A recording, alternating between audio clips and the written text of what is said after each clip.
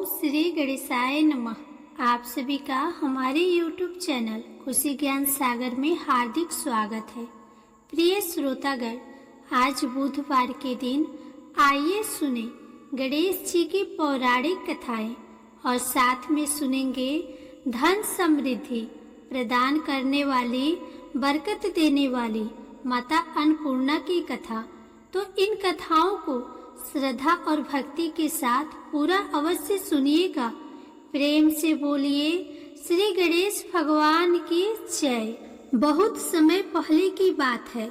एक गांव में एक भाई बहन रहते थे।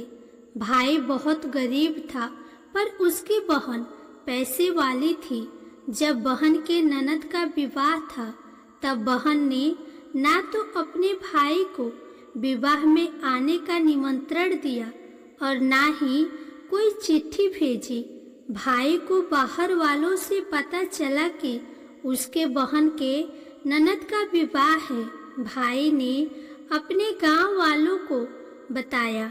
तब गांव वालों ने अपने घर से चुनरी, बिछिया और साड़ी जैसा जिनसे बन पाया कन्या के लिए दिया। भाई सारा सामान लेकर बहन के गांव पहुंचा।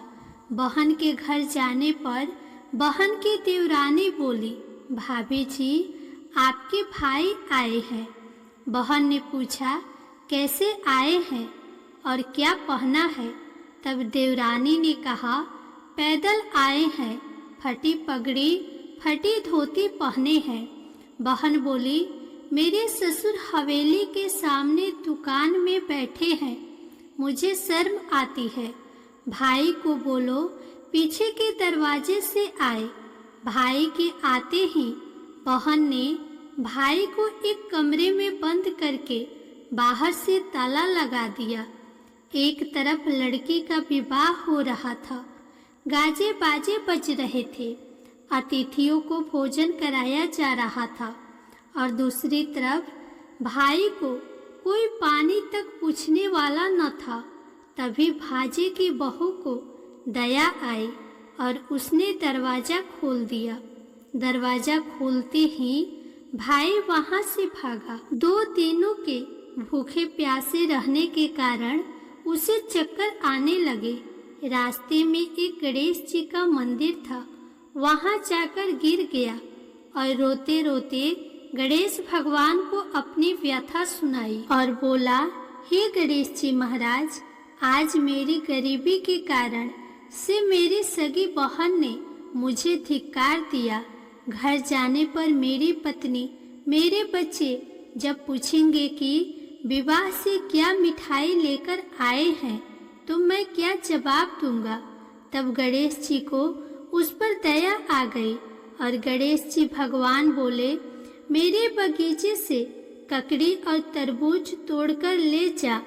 तब भाई ने ककड़ी तोड़कर झोला भर लिया और अपने घर गया। घर जाते ही बच्चों ने पूछा, पिताजी, बुआ के यहाँ से हम लोगों के लिए क्या लाए हैं? झोला खोलते ही छोटे तरबूज सोने के गेंदे में बदल गए। बाकी तरबूज काटे तो उनमें से हीरे मोती निकले। पत्नी बोली, आप बहन के घर से इतना कुछ क्यों लाए हैं? आपकी बहन ने हम लोगों को बहुत ज्यादा दे दिया है। भाई ने कुछ भी जवाब नहीं दिया।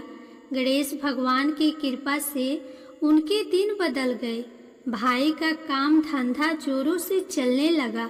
धीरे धीरे गहने, कपड़े, रहने के लिए मकान बन गए। पत्नी बोली, एक बार ननद जी को बुलाकर लाओ। भाई नए कपड़े, नए जूते पहनकर रथ में बैठकर बहन को लेने गया। देवरानी बोली, भाभी जी, आपके भाई आए हैं। बहन ने फिर पूछा, कैसे आए हैं और क्या पहना है? तब देवरानी बोली, रथ में बैठकर खूब ठाठ बाट से आए हैं। बहन बोली, मेरे भाई को बोलो कि हवेली के सामने से आए, मेरे ससुर देवर जेठ देखेंगे। भाई का बहन ने खूब स्वागत किया। भाई बोला, बहन, मैं तुम्हें लेने आया हूँ। तब बहन ने कहा, मुझे भी बहुत दिन हो गए हैं, चलो मैं चलती हूँ। भाई बहन को लेकर अपने घर आया। भाई और उसकी पत्नी ने बहन का खूब आदर सत्कार किया। जो चीजें मांगी सब बनवा कर दिया। बहन बोली, भाई मुझे एक जूती चाहिए। तब भाई ने मोची को बुलाया और कहा, मेरी बहन के लिए ऐसी जूती बनाओ जो मुंह से बोले। भाई ने बहन को बहुत सारा धन देकर विदा किया, पर अभी तक वह जूती नहीं आई थी। बहन जाने वाली थी, तभी मोची जूतियाँ लेकर आया। बहन की जूती पहनते ही जूतियाँ बोली, निर्धन भाई की पैसे वाली बहन, गणेश जी का बगीचा नहीं होता तो आज क्या करती। बहन तब भाई की पत्नी से पूछी, ये कहाँ से आवाज आ रही है। तभी भाई ने कहा, सुबह का समय है, कोई जीव जंतु बोल रहे होंगे। भाई ने घोड़े गाड़ी को जल्दी जाने को कहा। बहन के जाते ही पत्नी जिद करके बैठ गई कि जूतियाँ क्या बोल रही थी। तब पति ने अपनी पूरी आप बीती सुनाई कि कैसे बहन ने मुझे 2 दिन भूखा रखा, कमरे में बंद कर दिया था। भांजे की बहू ने दरवाजा खोला, तब मैं बाहर आया और गणेश जी के शरण में जा पहुंचा। गणेश जी की कृपा से हमारे दिन बदले हैं। उसने अपनी पत्नी को सारी बात बताई। तब पत्नी बोली, अगर मुझे मालूम होता तो मैं आपकी बहन को कुछ नहीं देती। मेरा दिया हुआ सब कुछ वापस लेकर आओ। तब पति बोला, गणेश भगवान ने हमें सब दिया है। अगर वह मुझे भूखा प्यासा कमरे में बंद नहीं करते तो मैं गणेश भगवान के मंदिर में क्यों जाता। क्या मैं गणेश जी को अपना दुखड़ा सुनाता। तुम अपना मन मैला मत करो। अपने पर तो गणेश जी की कृपा है और किस चीज की कमी है। फिर दोनों गणेश जी के आगे झुककर प्रणाम करते हैं और जयकारा लगाया। हे गणेश जी महाराज, जैसी कृपा आपने गरीब भाई पर करी, वैसे ही अपने सभी भक्तों पर अपनी कृपा बनाए रखना। तो प्रेम से बोलिए श्री गणेश महाराज की जय। अब आइए गणेश जी महाराज की अगली पौराणिक कथा सुनते हैं। एक बार देवी तुलसी विवाह हेतु वर ढूंढने के लिए तीर्थ यात्रा पर निकली थी और ढूंढते ढूंढते वह गंगा किनारे पर पहुंच गई। उस वक्त गणेश भगवान गंगा किनारे तप कर रहे थे। उन्हें देखते ही देवी तुलसी उन पर मोहित हो गई और उनके मन में गणेश भगवान से विवाह की इच्छा उत्पन्न हुई। फिर देवी तुलसी ने गणेश जी के पास जाकर उनका ध्यान भंग कर दिया। आंखें खोलने के बाद गणेश भगवान के सामने देवी तुलसी खड़ी थी, लेकिन सामने एक स्त्री है, इसलिए अपने क्रोध को नियंत्रण में रखकर गणेश भगवान ने पूछा, आप कौन है देवी और मेरा ध्यान भंग करने का क्या कारण है। जवाब में देवी तुलसी ने अपने परिचय के साथ गणेश जी से विवाह की बात कर ली। उत्तर में गणेश जी बोले, देवी मैं ब्रह्मचारी हूँ, उस वजह से मैं विवाह नहीं कर सकता। अपने विवाह प्रस्ताव के लिए ना सुनने के बाद देवी तुलसी क्रोधित हो गई और उन्होंने गणेश जी को श्राप दे दिया कि उनका ब्रह्मचर्य टूटेगा और उनके 2 विवाह होंगे। इस बात पर गणेश भगवान भयंकर क्रोधित हो उठे, क्योंकि एक तो वह स्त्री है, इसलिए ध्यान भंग करने पर भी गणेश जी ने कुछ नहीं कहा और इतनी विनम्रता से बात करने पर भी उन्हें श्राप दिया गया। फिर गणेश जी ने भी देवी तुलसी को श्राप दिया कि तुम्हारा विवाह शंखचूड़ नाम के असुर के साथ होगा। एक देवी होकर भी उनका विवाह एक राक्षस से होगा। ये जानकर देवी तुलसी विचलित हो गई और विनायक जी से इस कठोर श्राप से मुक्ति दिलाने की क्षमा याचना करने लगी। फिर गणेश जी को तुलसी देवी पर दया आ गई। वह बोले कि मेरा श्राप तो बदल नहीं सकता, वह तो सच होकर ही रहेगा, लेकिन अगले जन्म में तुम एक पेड़ बनोगे और भगवान विष्णु जी की अति प्रिय होगी। उनकी पूजा में भी तुम्हारा एक महत्वपूर्ण स्थान होगा और कलयुग के इंसान को तुम मोक्ष का मार्ग दिखाओगी।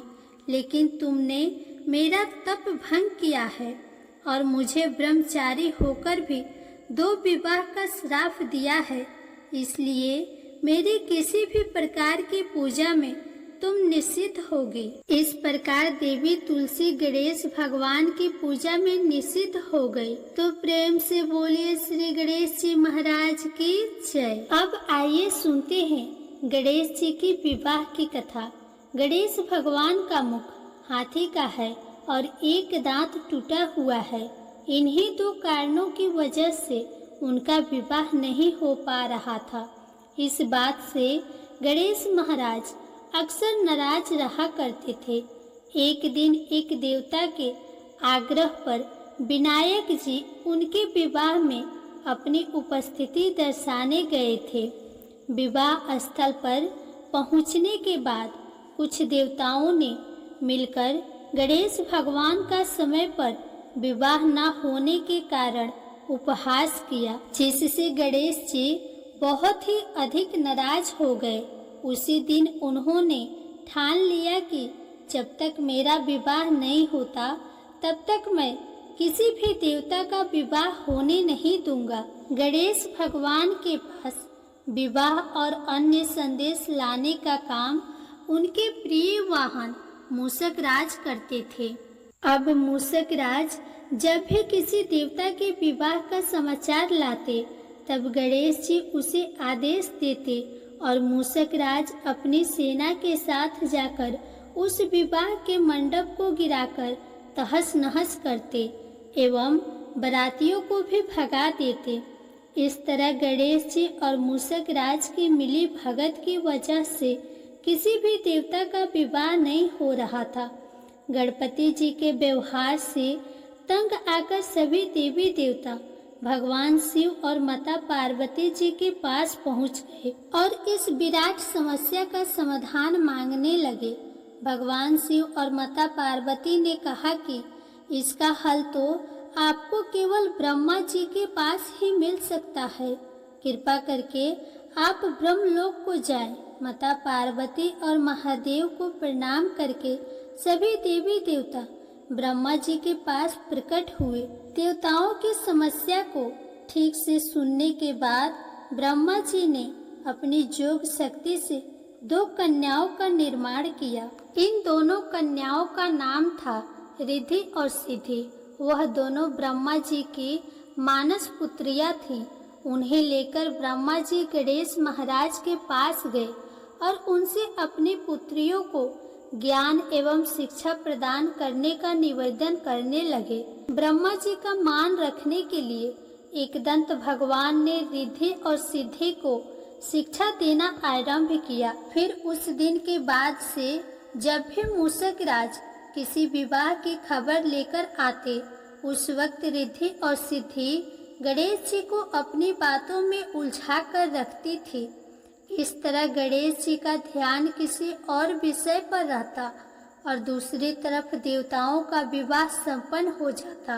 एक दिन बुद्धि के देवता भगवान गणेश जी को यह बात समझ आ गई, लेकिन उनके क्रोध में आने से पहले ही ब्रह्मदेव अपनी दोनों पुत्रियों के साथ वहां पर प्रकट हो गए। रिद्धि और सिद्धि को सामने देखते ही गणेश जी का क्रोध बढ़ने लगा, किंतु विनायक जी के मुख से कोई भी शब्द निकलने से पहले ही भगवान ब्रह्मदेव ने कहा, आपने स्वयं ही मेरी पुत्रियों को शिक्षा दी है और अब मुझे इन दोनों के विवाह योग्य कोई वर नहीं मिल रहा। मेरी आपसे विनती है कि आप ही रिद्धि और सिद्धि से विवाह करके मुझे धन्य कीजिए। परम पिता ब्रह्मा देव जी की शांत वाणी को सुनकर गणेश का क्रोध शांत हो गया और वे उस विवाह प्रस्ताव के लिए हंसी खुशी राजी हो गए। विवाह के बाद अपनी दोनों पत्नियों से उन्हें 2 पुत्र प्राप्त हुए, जिनका नाम रखा गया शुभ और लाभ। तो प्रेम से बोलिए श्री गणेश भगवान की जय। आइए अब सुनते हैं गणेश जी की पूजा पाठ में सुनी जाने वाली अगली पौराणिक कथा। एक गांव में एक सेठ और सेठानी रहते थे। वे बहुत ही धार्मिक प्रवृत्ति के थे और वे गणेश जी के अनन्य भक्त थे। वे दोनों बिना चूके हर बुधवार को गणेश जी का व्रत रखते थे और शाम को ब्राह्मणों को भोजन कराने के बाद अपना व्रत खोलते थे। सेठ जी का काफी बड़ा परिवार था। वे सब आपस में बड़े प्यार और भाईचारे से रहते थे, लेकिन सेठानी और सेठ की कोई संतान नहीं थी। इस विषय पर परिवार और गांव के लोग आपस में बहुत बातें किया करते थे। सभी लोग सेठानी को बांझ बुलाते थे। ये सभी बातें सुनकर सेठ और सेठानी बहुत दुखी होते थे। एक बुधवार के दिन सेठ और सेठानी भगवान गणेश जी की पूजा संपन्न करा के मंदिर से बाहर आ रहे थे। तभी उन्हें सीढ़ियों पर एक छोटा सा बच्चा अकेले बैठा हुआ दिखा। बालक को देखते ही दोनों उसके पास गए और पूछा कि तुम्हारे माता पिता कहाँ हैं? लेकिन बच्चे ने अभी तक बोलना नहीं सीखा था, इसीलिए वह बोल ही नहीं पाया। पर दोनों सेठ और सेठानी बच्चे के पास शाम तक बैठे रहे। तब तक पंडित जी और सेठ जी और उनके नौकरों ने आसपास जाकर बच्चे के माता पिता को खोजने की कोशिश की, लेकिन उन्हें बच्चे के माता पिता या बच्चे खोने की कोई खबर ही ना मिली। फिर पंडित जी ने सेठ और सेठानी को वह बच्चा अपने घर ले जाने के लिए कह दिया।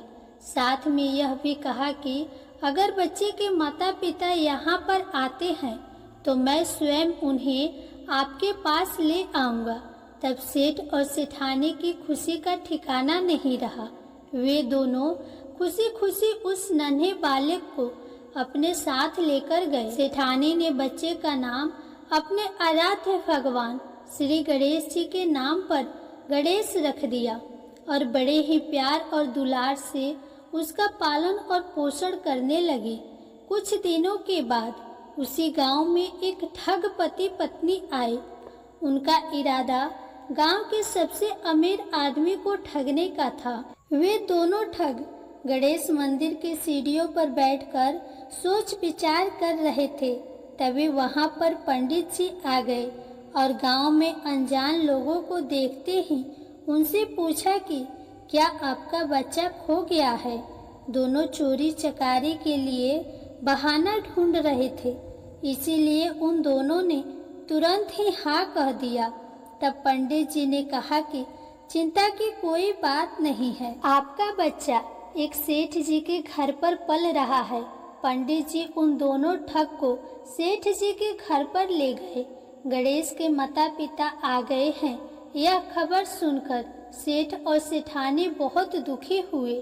सेठ जी ने उन दोनों पति पत्नी को एक रात के लिए अपने अतिथि गृह में ठहराया। अब वह दोनों ठग सिर्फ मौके की फिराक में ही थे।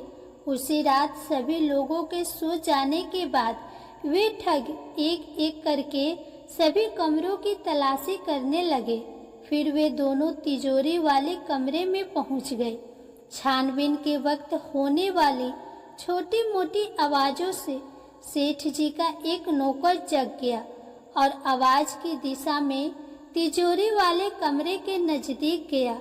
उसने चुपके से अंदर जब झांककर देखा तो दोनों ही मेहमान कीमती सामान चुरा रहे थे। नौकर ने यह देखते ही धीरे से उस कमरे के बाहर की कुंडी लगा दी और चोर चोर बोलकर पूरे घर में हल्ला मचा दिया। शोरगुल की आवाज सुनते ही घर के सभी लोग इकट्ठा हो गए। तब सेठ जी ने उन दोनों चोर पति पत्नी को कमरे से बाहर निकाला और सुबह ही पंचायत में हाजिर कर दिया। सेठ जी ने सरपंच जी को पूरा मामला बताया और कहा कि ये दोनों तो चोर है, अब हम पुत्र गणेश को इन दोनों को नहीं देंगे। लेकिन वे दोनों ठग पति पत्नी अपने जिद पर ही अड़ गए और बच्चे को ले जाने की जिद करने लगे। सरपंच जी ने इस गंभीर समस्या का एक तोड़ निकाला। उन्होंने सेठानी और दूसरी औरत को गणेश जी के सामने खड़ा कर दिया और कहा कि जिसके भी आंचल से दूध की धार गणेश के मुंह में जाएगी, वह बालक गणेश उसी के पास ही रहेगा। फिर वे दोनों अपने अपने आंचल मुंह के सामने फैलाकर खड़ी हो गई।